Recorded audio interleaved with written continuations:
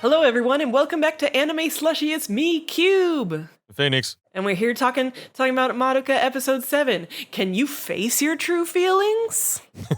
Who could it be talking about? Yeah, I don't know. Mysteries. Probably Homura, because it turns out the show is always talking about Homura, but That's true. anyway. But for now, Saika's mad.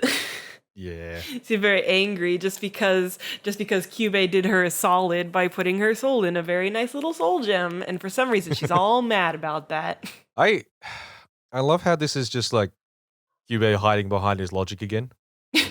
Like, yeah. what he's saying isn't necessarily wrong, but his method of demonstrating the truth to her here is more about breaking her down than trying to help her. Like, all he's saying is like, oh yeah, no, this was all about protecting you. Here, quick, I'm just going to torture you to make sure you really fully understand how freaky this whole situation is. Yeah, it goes on for a while. Yeah, he's just talking while she's like, hey, imagine if you got stabbed. Here you go. Hey, you can see what it's like. Obviously, I can see you're a bit sensitive about the whole thing right now. Let me just make it real freaky. Yeah. Let me demonstrate the power I have over you. It's funny that he's like, normally you humans don't even notice you have souls, and you're just a collection of neuron stuff. And it's like, now that you pointed that out, but what does the soul do? Hey, Kyubey, hold on, give me the science. You identified the soul? Like you located it? Yeah. And that means that they're in there and they're not in their body, but they still have all the parts of the body that are the human parts that do the things that we think they do. So, OP plays boop boop boop boop boop boop. Nonsense. Yeah.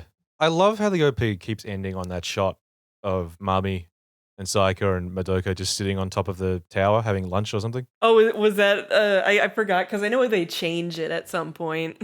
It's still there for the moment. It's just like, just to remind you. It's a lie. And then there's a scene that we talked about before. That's all. It's good because it's Sayaka holding her soul gem under her sheets and just looking at it. Yeah. It's still awful, but like, God, that got me the first time I saw it. Oh yeah. It's just. Yeah, it really like captures like, because it's like, oh, I'm in there, and what does it mean, and what? What the hell has happened? Yeah, it's perfect. It does such a lovely job of just describing the "I'm not human anymore" thing. I'm staring at me, but I'm not staring at me because I'm in there. I also do like that like when a student doesn't come to school, their desk just recedes into the floor. Yeah. It's such a like, oh no, they're dead. Like they are gone. They were never here. Okay, bye. Those fucking desks. I know. I can handle everything about them except for the way the chair back works, where it's just like a fold-out arm. It'd be so uncomfortable. Yeah. Stupid. For a show that's so obsessed with chairs, the chairs and the desks are really bad. Hey, you're right. What the fuck? You know what? You can't even have a serious conversation in an environment like this. We have to go to the roof. Yeah. I do love that as like an anime thing. We can't not have all of our serious conversations on the roof. Yeah. Why is no one ever on the roof? It seems like a really great place to have a chat. You know what? Maybe their school is actually like a reasonable modern school, and they don't actually let people up on the roof normally. So they have to sneak up there. Oh, okay. That would make sense. With their magical powers. That roof seems pretty safe, at least in the TV version. Those fences are high. Those fences are very high. Yeah, it would be weird if that was not meant to be accessed. Maybe everyone's just like, oh, those girls are always like over there mumbling, and it seems like they're talking about something really serious. I don't want to interrupt them. Let's go eat somewhere else. I mean, this conversation, once again, Homura is always just talking about Homura. She's never not talking about herself. I like how she points out, like Sayaka did get something that even if she dedicated her entire life to it, she couldn't have gotten, but she was able to get it for the price of one human life. So, I mean, it is a miracle. Technically, it's a pretty good deal. Yeah. But again, this feels like this is her justifying to herself her own choice. Oh, yeah. If I had worked my entire life from the first timeline, Madoka still would have been dead. Even if I've given up my life and everything else, this is the only chance I'm ever going to get to try and save her or see her again or whatever. Yeah. But no, yeah, she's not wrong when Madoka's saying, well, that was an unfair deal. Madoka is sort of wrong there. In a way, it's not really an unfair deal. It was just a sneaky, poorly explained deal. Yeah, it was a trick more than anything else. It wasn't necessarily unfair. Yeah. Like we talked about before, like one of the good things about Magica is that you do see a variety of other girls. And a lot of them are girls who are quite happy with their wish to some extent. Yeah. Obviously when they learn the truth, they all feel bad, but they don't regret their wish necessarily, or they feel like they would have made the same wish either way, which I think is probably true. There probably are characters you could conceive who would be like that. Oh, yeah. I mean, Kyoko quickly in this episode comes to terms with it. I mean, she still regrets her wish, but all the new stuff she learned is like, fine, I can deal with that. Yeah. So she probably, even if she had known that part, would have made the same wish. Yeah, probably. But yeah, everything Homer says, don't confuse gratitude with responsibility. Yeah, that I was gonna bring that up because it's like, Homer, I shake you. If you hope to repay her in order to alleviate your sense of guilt, don't. Homer, and then she's like, hey, no, I'm not confusing it. I love her in a sexual way. And you have no ability to save her. You can't do it. Yeah. Oh, Homer. Oh, Homer, look at yourself. I do love all the bit of edge at the end. But it's like saying, why are you so cold? And she's saying, maybe it's because I'm also not human. So, all right, bud. But I feel like that's also part of like, maybe I'm just so awful because of what I am. Sure would hate to become something like me, wouldn't you? Better not do this, Madoka. Do you think that's part of what she's doing? I think so. Part of this act is to be off-putting as a magical girl. Yeah. It's like, look, this really does suck what happens to us. You shouldn't want it for yourself. Yeah, I guess I'm just no longer human. Oh man, what are you gonna do? I hadn't really thought of that, to be honest. That's interesting. Haha. She's deliberately being awful. She wants to surround Madoka with awful magical girls. Yeah, she wants her to think that it's a bad thing. It's a bad thing to be a maho. Anyway, speaking of mahos. That would be every scene in this show. Yeah, I know. Back to the scene with the magical girls. You know the one. I'm trying to think if there is a scene where there isn't any. Or yeah, with no one who even becomes one or whatever. Hey, the moms. Yeah. The mom teacher scene. Oh yeah, true. Yeah. We'll get to that. But anyway, Sayaka, she's having a bad time, and then she gets a psychic mail from Kyoko who's like, hey, come out here, let's have a talk. I got apples. Yum, yum, yum, yum. I have my meme food that I will always have from now on. Yeah, it's my most Christian of foods that I could be eating in this very religious episode. Also, I have too many. Why did she have that many?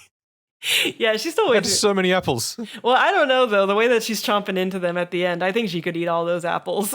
I wonder if that's that's what she's realized now that she's a zombie. She's like, I can just eat tons of food. Yeah. Oh man. Yeah. See, I would take this deal. If I never had to worry about being fat again, that's like so much of my day that I could reclaim for productivity. I bet you don't even need to sleep. God damn it. There's tons you could do. Yeah, this is like the first indication that Kyoko is kind of full of shit. this whole scene. Yeah. Like after Kyoko explains her whole backstory, it's a smart moment from Sayaka where she's like right to question why, like, okay, if you actually believe the best way to live is only for yourself and not for anyone else, then why are you helping me? Yeah. And it's true. As much as she thinks this is the correct way to live, she can't actually do it. It's funny that's like Sayaka. So Sayaka, you must realize it's because she's not so bad and she cares about you. But Sayaka still doesn't want to, accept that part into her heart. No, she doesn't. She's like, you're just a hypocrite. Meh, whatever. So, which is part of Sayaka's, like, Kyoko is basically here outlining this is my coping mechanism. And Sayaka's attempt at a coping mechanism is to just sort of like push through with the wish. That's why I can't think well of you because you stole apples. It's just so churlish. I'm the justice person and you're not. You stole apples. So whatever. I do like her backstory is interesting. One, it's interesting that they made it so Western Christian-y, his religion, which obviously not super common in Japan. No, but I wonder if this is again like an Evangelion thing where it's just like the aesthetics are cool. Probably. Stained glass windows, pulpits, robes, all that shit. Yeah, rad as fuck. It's funny because there's one shot where originally there wasn't a cross, but then for the Blu-ray they put a big cross in the middle of it, just so you know. This isn't cool and Christian enough yet. But I was thinking about one thing that I think Madoka does well that I think is usually a signifier of a bad anime, especially in like terms of dark magical girls, is the way that abuse is handled. Because like a really shitty thing like Sight will have like an abusive parents and really like linger on it and be like, whoa. But Kyoko, I feel like, is the closest to having an abusive parents, and the way that it's handled is very classy and not like, it was like drawn out abuse or something. It's like he killed his family, done, it happens for these reasons. Yeah. Like it doesn't, we don't get shots of him like, beating her or something fucking stupid like that. Or we don't see the murders. It's all displayed in an abstract way. And yeah, it's like a sentence. Yeah, because it's so like artistically done, it feels kind of artsy and it doesn't feel gratuitous. And I feel like that's something that a lot of even Magia record doesn't quite understand. Yeah. It's like, Better. because Kyoko's backstory fits right into something like Side. Yeah. Her dad killed her mother, her younger sister, and then himself, and left her alone. That's a super dark backstory. Yeah, if it was portrayed differently, it could be completely gratuitous and disgusting. Absolutely, yeah. But yeah, they didn't. That wasn't important. That wasn't like the sort of thrill you're supposed to be getting from this show. Yeah. So, yeah. It's good shit. I also was thinking afterwards, it's kind of remarkable that Kyoko didn't witch out after that. Oh, yeah. She's a strong girl. That should normally be enough. You'd think so, yeah. I guess she just immediately, she has a very strong coping mechanism. Apparently. Yeah. See, this is the other thing I was thinking about, like, in terms of other Madoka properties, whereas this thing of Kyubei is like the evil genie who twists your wish, to make it something you regret. Yeah. I think another important thing that the first Madoka got right was that the wishes aren't twisty in this, and it's not the wishes that undo the girls who sort of who fall. They're undone by their own desires, not the wishes. The wishes are just sort of a reflection of the desires. Yeah, no, he gives them exactly what they asked for, and not in a super literal way.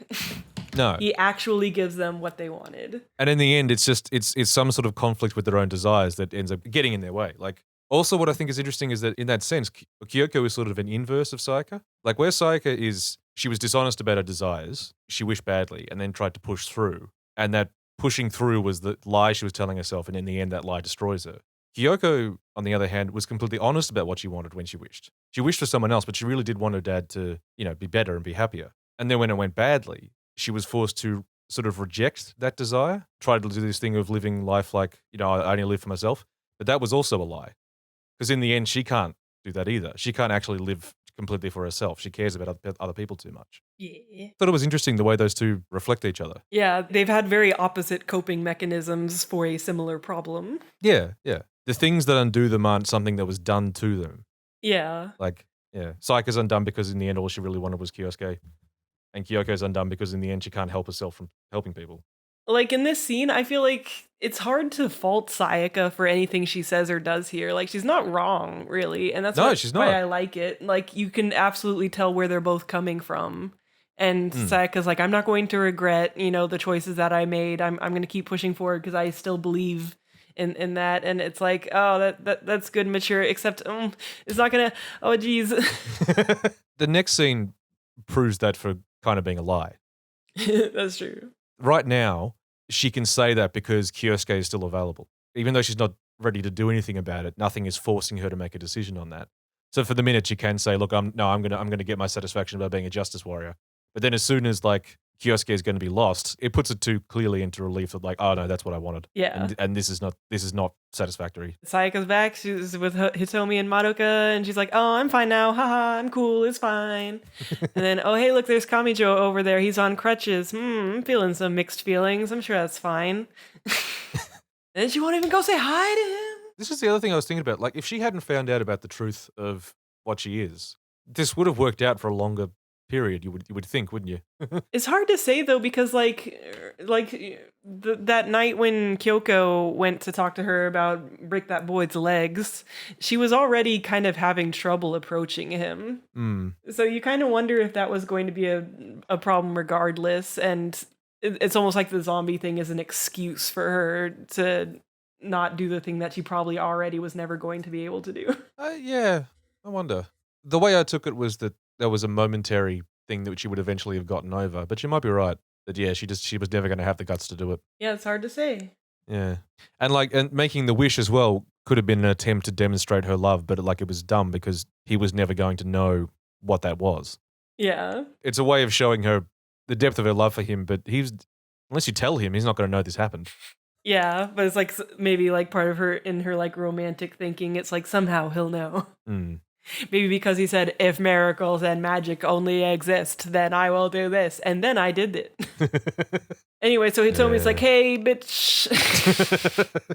I fucking love how Hitomi's like, obviously you're a very dear friend to me, and I wouldn't want to, cut him out from under you. You've got a day, one day. That's all the time I'm giving you. Yeah. You told me you're stone cold. So I always wondered, like, I don't remember when she's listening to them later, when Hitomi finally talks to Kamijo, I was never quite sure if she could hear what they were saying. Because you see them, like, laughing on a bench, and it's like, I wonder, what would he, I guess he ends up dating Hitomi. I guess he's down. Which probably, that just means that he's super down for dating whoever, probably. God damn it, Sayaka, you just had to get in there. Yeah.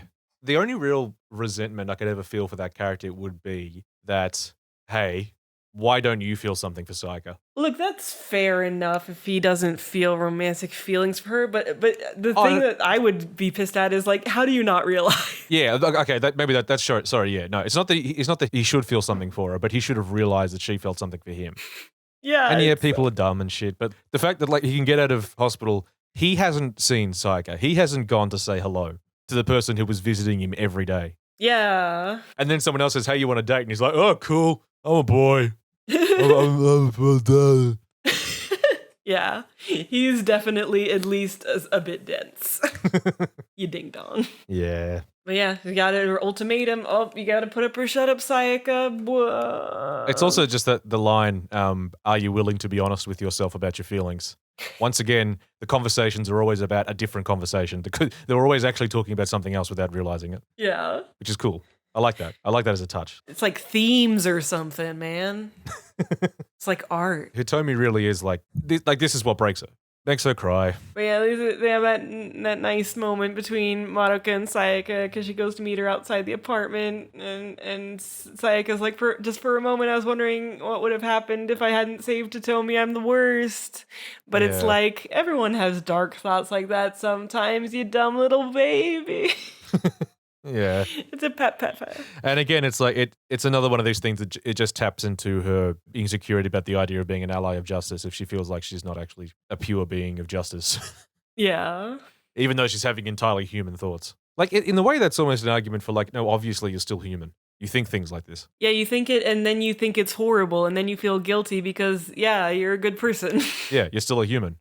You're dope. Ah. There is part of me that's like, Madoka, why couldn't you just say to her, look, just date him, you doof. Madoka, slap her and be like, you felt that, didn't you? Guess it's fine. Close enough. That'll, like, Homer just forces them to go on a date in order to stop her from witching out. Homer, like, stops time and shoves her in her shield and then, like, teleports over to Kamijo and like, unstops time and leaves her there. Maybe with some chairs sprinkled around. Romantic. While time is stopped, he just, like, puts her hand in his and, like, wraps them up. Oh. And if that doesn't work, then she makes them kiss. She's just playing with them like dolls. She has the power. I do think it's funny that Sayaka's like, how can I ask him to kiss these cold lips? And it's like, they're not even cold, Sayaka. Now you're being silly. That's funny. My translation didn't say that. Oh, what? How could I ever ask him to kiss me? Hmm. But she did say zombie. But yeah. Yeah, I'd have to re-listen to that line and see if that was a translation choice or whatnot. Kiss these cold lips. They're normal lips. Anyway, and yeah, one of the best looking fights in the show to finish off the episode. Oh my god, this fucking fight. Wait, I looked up who the key animator was. Nozomu Abe Aikis. It's so good. Everything about it is rad as fuck. Like, this scene could have been so many things. It could have been, like, just gratuitous. It could have been, like, you don't even give a fuck. But no, it's like the good music is playing. It's got that whole, like, church-looking aesthetic that's been throughout the episode. It's got the fucking silhouettes that are so artsy. It's so good. You just feel the tragedy so fucking hard. Yes. In the end, she's a sort of a classically tragic figure. You can see at this point the thing that's going to bring her undone, but you also know that it can't be stopped. We're going to see an entire episode of her spiraling down, but at this point, you know she's doomed. Yeah. Homer said it. You know it to be true. Yeah, and you get the sense of it from this scene where she's like, you see her fighting, you see her doing the good thing, but it's killing her. Like, yeah.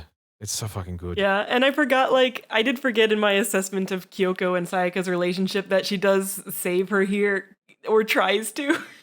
Yeah. It's like poor Kyoko tried to have that big hero moment. It's like, I'll take care of it. But then, oh no, oops, Saika's too fucked up. Yeah. I mean, Saika was trapped when Kyoko came and... Yeah, she did probably save her. Yeah. Oh, the way that the animation is timed and everything, it's so perfect. And then once she gets in there with her sword and just starts bashing the fuck out of, I think this one's name is Maria or something. It's so raw. Like the fact that she's not cutting, she's just like slamming it with her sword. Yeah. It's so much better.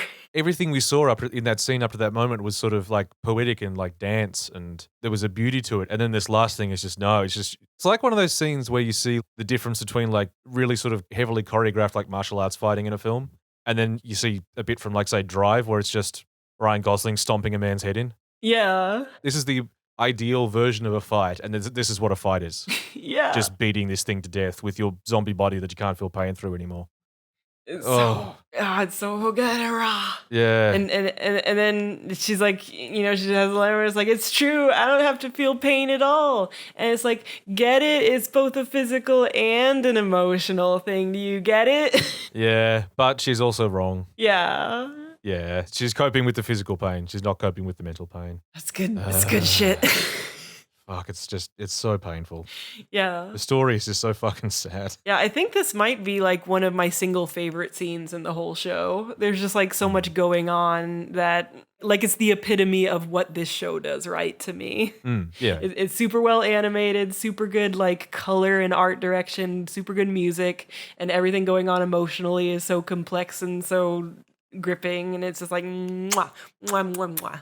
You really feel it in this scene. Everything came together right. Yeah. Like, ugh, yeah. Good shit. In regards to this episode, though, I was sort of thinking about comparisons to, say, something like Game of Thrones, or the general idea of Madoka